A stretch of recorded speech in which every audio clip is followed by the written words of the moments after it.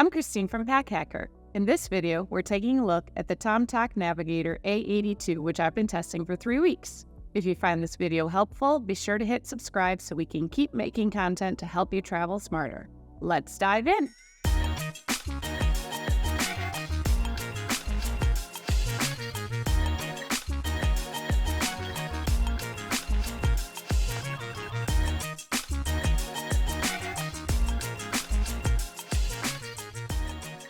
So this is a travel backpack with a 40-liter capacity, so you can see it is very large here.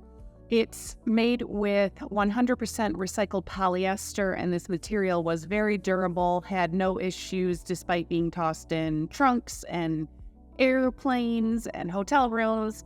There's a little bit of sunscreen, I think, along the back panel, but other than that, it's held up really well. We've got the tomtoc logo here on the front in this little rubbery texture. And then there are also compression straps, 1, 2, 3, 4, which are great to have because when you unpack this, you can cinch it all the way down. Also, we'll get around to the water bottle pockets. The compression straps will help you with that. We have 2 handles to carry it by. The top one here is very nicely padded and has a little bit of breathable mesh, so it's really cushiony and easy to hold. However, if you are short, as I am, you might find yourself wanting to hold it by the other carry handle, which is on the side, but it has no padding, so I had to carry this through the airport for a little bit of a long time via this handle, and it did get uncomfortable after a while, just because I already had something on the back, because I know you're already asking, it's a backpack, why didn't you just put it on your back? I was carrying something else. So I wish this one had a little bit more padding.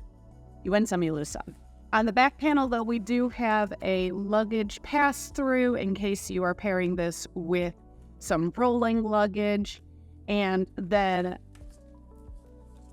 as for the hardware, I know I mentioned the buckles are unbranded. They work fine. The zippers are YKK, though, and they work really well, except for one little hiccup I'll tell you about in a second. So they've got corded pulls with the little plastic on the end. And the only issue I had was here at the top, you'll see this quick access pocket. This zipper is really close to the laptop zipper, and so it tended to get stuck in that track a lot. So something to keep in mind and just have to deal with, because there's no way to shove it out of the way. The harness system is quite beefy, which is nice with such a large backpack. The shoulder straps here are as well padded as that top carry handle. Same breathable mesh. And you will see, oh, that's dog hair. You will see we've got 4 panels of padded mesh on this back panel, and then you have sort of air channels via the luggage pass-through, and also there's a dedicated horizontal air channel. And I didn't find myself getting all that sweaty, even though I was carrying this through Florida in June. So do with it what you will. However, I wasn't hiking with it or anything, so it wasn't for extremely long periods of time, but it's nice. We also have a sternum strap, and it slides on this webbing. It slides pretty easily, but I do have to say, like, once you put it somewhere, it just stays in place, so that's great. And there's strap keepers on both the sternum strap and the shoulder straps, although I kind of forgot about the shoulder strap one, so I had a bit of dangling for a while, but you don't have to, because I'm here to tell you there's strap keepers. Yay!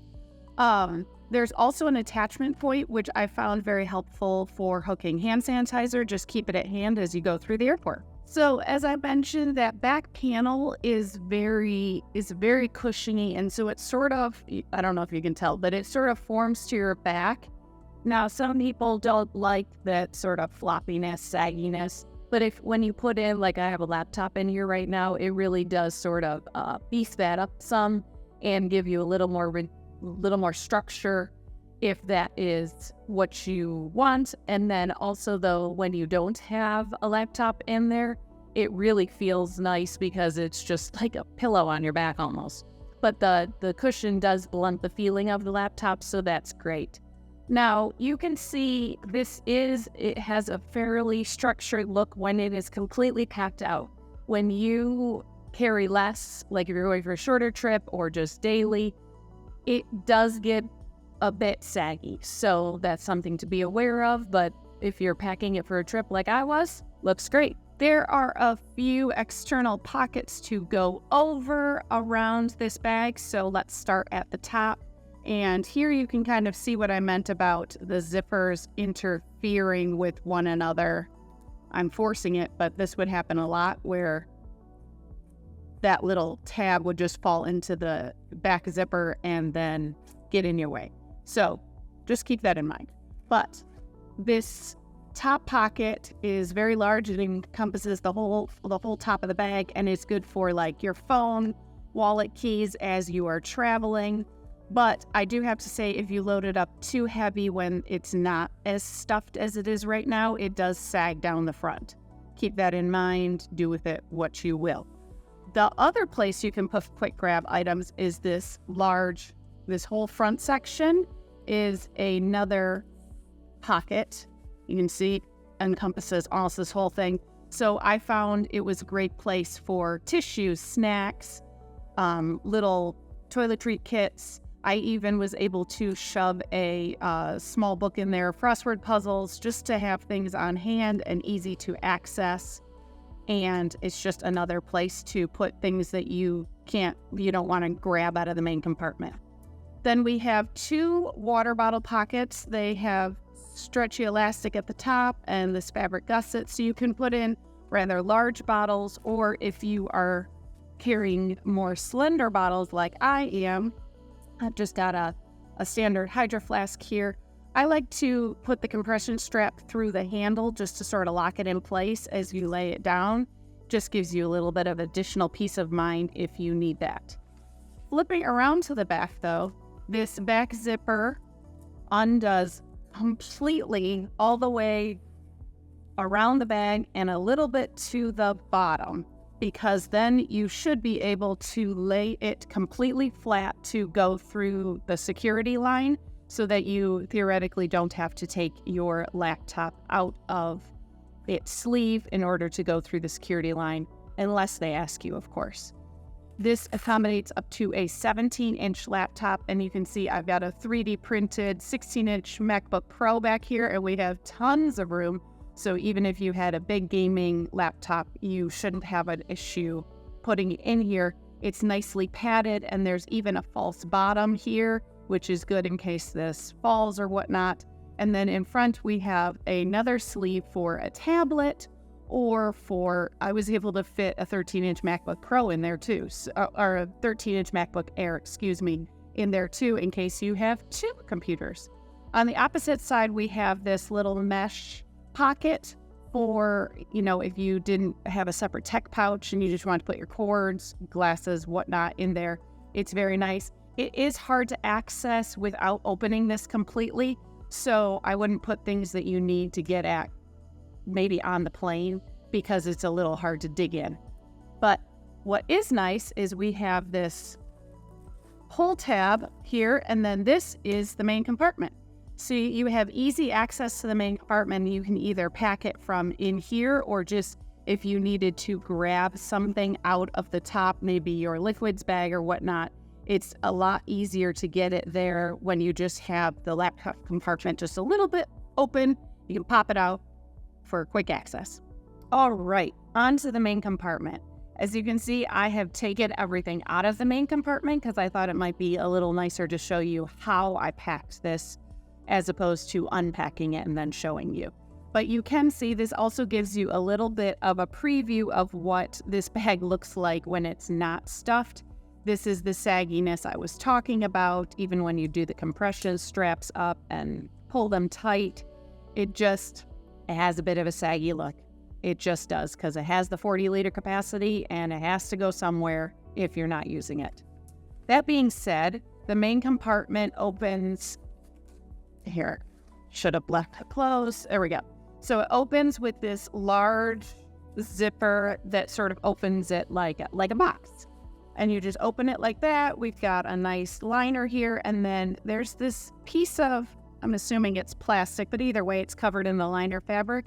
And what's nice is it lays flat when you're not using it, so if you do have it compressed down, but then you just sort of shove it all the way to the bottom there, and then now you have a little bit of structure for the bottom of the bag. It just holds it open a little easier for packing, and also just makes it easier to set down and just stay standing when you have it fully packed. So inside there are no compression straps. There's really nothing else going on there. You can see this is the zipper that gets you into the laptop compartment. But other than that, we just have open space. So I was able to use very large, I had these Herschel Supply Company travel organizers, and they are very large cubes. So I actually used them to good effect in this bag, because you can see this large one fits nicely on the bottom. And then we've got the medium here, which then fits like that. And you can see, like, I have a lot of space here to fill.